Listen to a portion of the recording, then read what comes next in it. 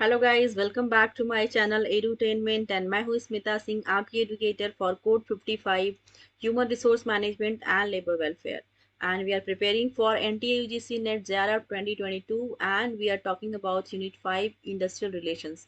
So we have covered so many topics from industrial relations and we supposed to do next level, I'm just going to take next level topics. So वो topics जो बहुत ही important हैं exam perspective से, और इससे पिछले sessions में जो भी मैंने टॉपिक्स लिए वो सारे ही बहुत इंपॉर्टेंट हैं। You can say unit 5 I R बहुत ज़्यादा इंपॉर्टेंट है एग्जाम पर्सपेक्टिव से, क्योंकि बहुत से क्वेश्चन आपको देखने को मिलेंगे। अगर आप PYQs आपने देखा होगा, प्रीवियस ईयर्स क्वेश्चंस, तो आपने देखा होगा कि कितने सारे क्वेश्चंस पूछे जा चुके हैं इन पर्टिकुलर टॉपिक्स पर, जो भी टॉपिक्स आपने पढ़ा है यूनिट 5 में और आगे जो आप पढ़ने वाले हैं। राइट, सो आप हर एक टॉपिक को अच्छे से देखेंगे, उसको थॉरोली पढ़ेंगे और समझ के पढ़ने की कोशिश करेंगे। एंड मेरे समझाने में कहीं पर भी कोई भी लैक नज़र आता है तो आप मुझे बताएंगे, ताकि मैं उस पर वर्क कर पाऊँ और अच्छे से उस चीज़ को कर पाऊँ। राइट, उस चीज़ का इन द सेंस कि दैट उस टॉपिक में अगेन आपके लिए लेकर के आऊँ। अगर आपको लगता है कहीं ना कहीं मैंने लैक किया या फिर कंटेंट में कोई प्रॉब्लम नज़र आई हो, PPT में कोई प्रॉब्लम नज़र आई हो, तो आप मुझे बता सकते हैं। I will work on that. Alright,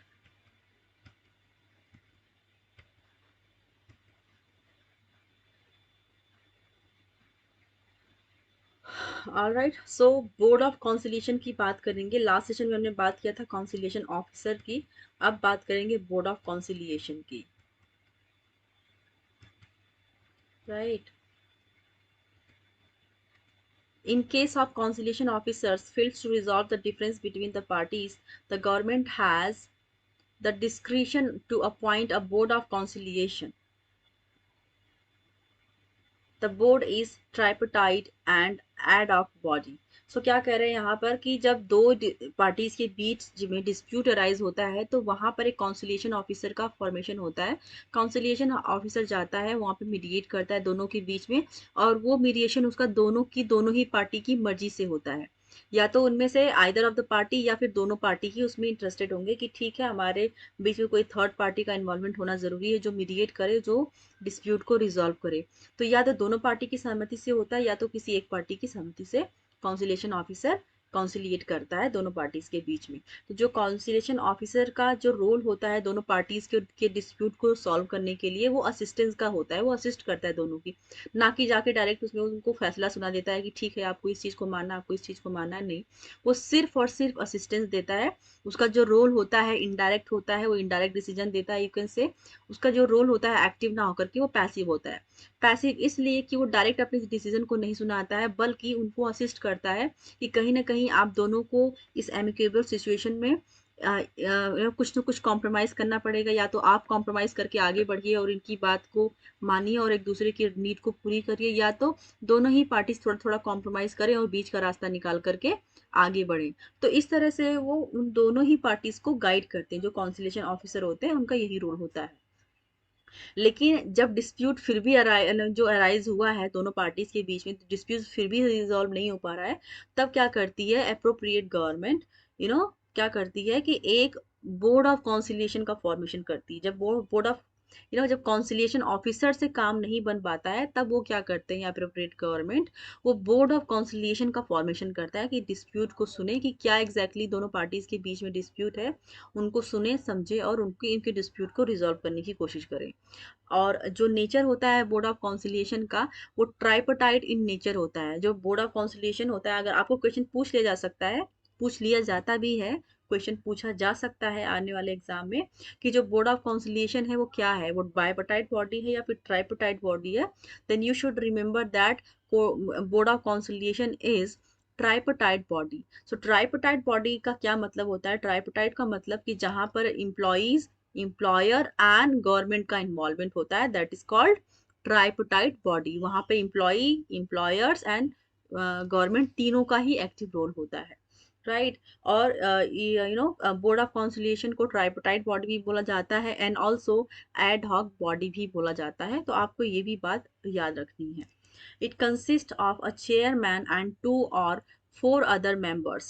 So जो बोर्ड ऑफ कॉन्सिलिएशन होता है उसमें मेंबर्स क्या होते हैं, कितने होते हैं मेंबर्स? सो आपको याद रखना है कि बोर्ड ऑफ कॉन्सिलिएशन में एक चेयरमैन होता है, 2 या 4 अदर मेंबर होते हैं। सो कुल मिलाकर के एक तो जो एक बोर्ड ऑफ कॉन्सिलिएशन में एक तो चेयरमैन होगा, उस जो पूरे जो बोर्ड का एक चेयरमैन होगा, और उनमें एक चेयरमैन के अलावा 2 या फिर 2 से ज्यादा, मतलब 4, 2 या फिर 4 अदर मेंबर होने चाहिए। कुल मिला के 5 या फिर 3 मेंबर्स होने चाहिए बोर्ड ऑफ कॉन्सिलिएशन में। सो सबसे पहला पॉइंट देखेंगे कि बोर्ड ऑफ कॉन्सिलिएशन का फॉर्मेशन कब होता है? जब कॉन्सिलिएशन ऑफिसर से बात नहीं बन पाती है, वो डिस्प्यूट को सॉल्व नहीं कर पाता है दोनों पार्टीज के बीच में, तब बोर्ड ऑफ कॉन्सिलिएशन का फॉर्मेशन होता है।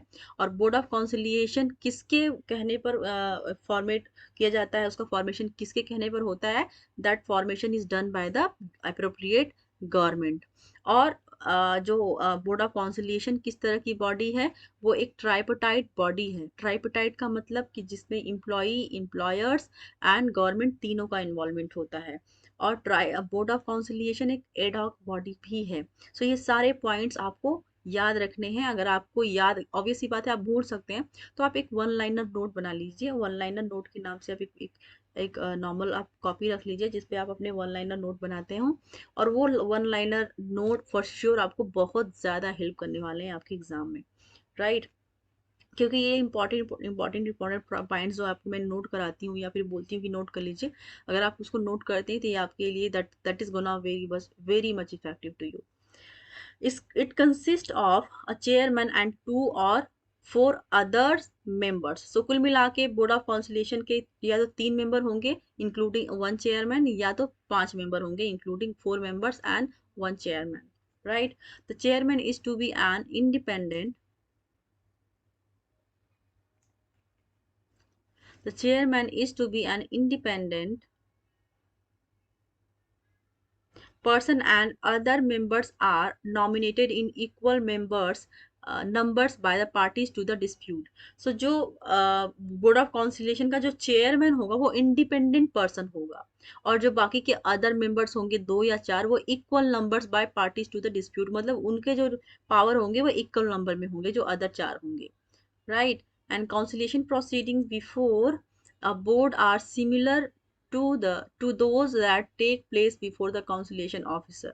The government has yet another option of referring the dispute to the court of inquiry instead of the court of conciliation. So क्या रहे हैं यहाँ पर कि जो चेयरमैन होता है बोर्ड ऑफ कॉन्सिलिएशन का, वो इंडिपेंडेंट पर्सन होता है, उसका जो फैसला सुनाया वो उसका इंडिपेंडेंट होता है, राइट? और बाकी के जो उसमें 2 या फिर 4 अदर मेंबर होते हैं, उनका उनका जो शेयर होता है, जो उनकी एफिशिएंसी लेवल होता है, वो इक्वल होता है बाकी के 4 मेंबर्स का जो बोर्ड ऑफ काउंसिलेशन के होते हैं। Conciliation proceeding before a board are similar to those. जो काउंसिलेशन प्रोसीडिंग है वो before members are nominated before a board are similar to those that take place before the conciliation officer.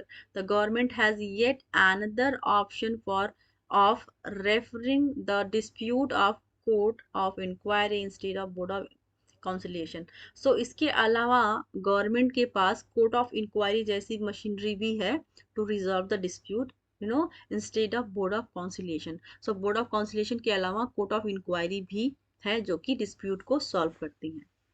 उनकी inquiry करने के बाद कि क्या एग्जैक्टली रीजन क्या है डिस्प्यूट का, ये सारी चीजें पता करने के बाद the board does not hold the conciliation proceeding of its own accord.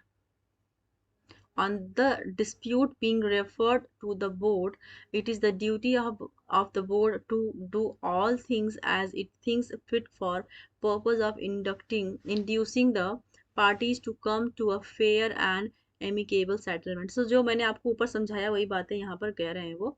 The board must submit its report to the government within 2 months of the date on which the dispute was referred to it. This period can be further extended by the government by 2 months. क्या कह रहे हैं यहाँ पर कि जैसा कि मैंने बताया कि जो बोर्ड ऑफ काउंसिलेशन ऑफिसर होता है उसका उसके लिए कितने दिन का टाइम पीरियड होता है, 14 डेज का। वेयर एज जो बोर्ड ऑफ काउंसिलेशन होता है उसके लिए 2 मंथ्स का होता है। तो यही बात इन्होंने यहाँ पर किया हुआ है, राइट। नेक्स्ट देखेंगे court of inquiry. Court of inquiry से हम देखेंगे in case of the failure of the conciliation proceeding to the settlement a dispute, the government can appoint a court of inquiry to inquire into any matter connected with or relevant to industrial dispute। तो जो court of inquiry होती है उनके पास authority होती है, appropriate government उनको appoint करता है और उनके पास ये अथॉरिटी देता है कि जो भी डिस्प्यूट अराइज हुआ है उनको उनकी वजह क्या है, उनकी रेलिवेंट वजह वो ढूंढ के निकालते हैं। That is the work of the court of inquiry. जो इंडस्ट्रियल इंडस्ट्रियल पीस में लाइक चीज़ें खराब हुई हैं, इंडस्ट्रियल डिस्प्यूट अराइज हुआ है, तो उनमें कहते हैं ना कि एक एग्जैक्टली हुआ क्या, क्यों हुआ, वो सारी चीज़ों का पता लगाता है court of inquiry. The court is expected to submit its report within 6 months. जो कोर्ट ऑफ इंक्वायरी का जो टाइम पीरियड होता है रिपोर्ट्स को सबमिट करने का, the time period is of 6 month. Whereas आपने देखा कि जो बोर्ड ऑफ काउंसिलेशन है उनका जो इंक्वायरी को सबमिट करने का जो टाइम पीरियड है वो 2 मंथ्स का है।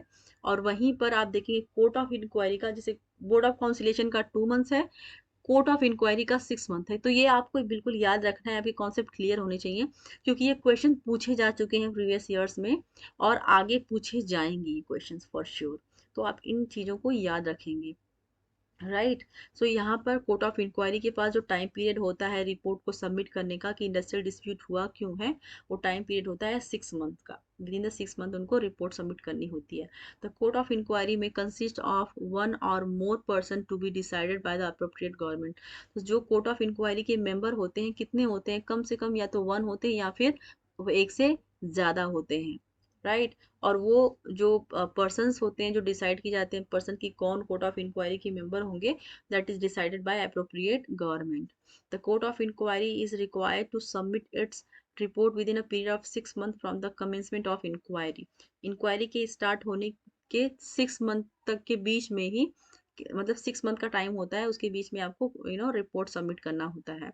This report is subsequently published by the government within 30 days of its receipt. So जब this report is subsequently published, और वो जो report within 6 month court of inquiry के मेंबर सबमिट करते हैं अप्रोप्रिएट गवर्नमेंट को, वो report within the receive होने के बाद अप्रोप्रिएट गवर्नमेंट को विद इन द 30 डेज आपको पब्लिश करना होता है उस रिपोर्ट को, राइट।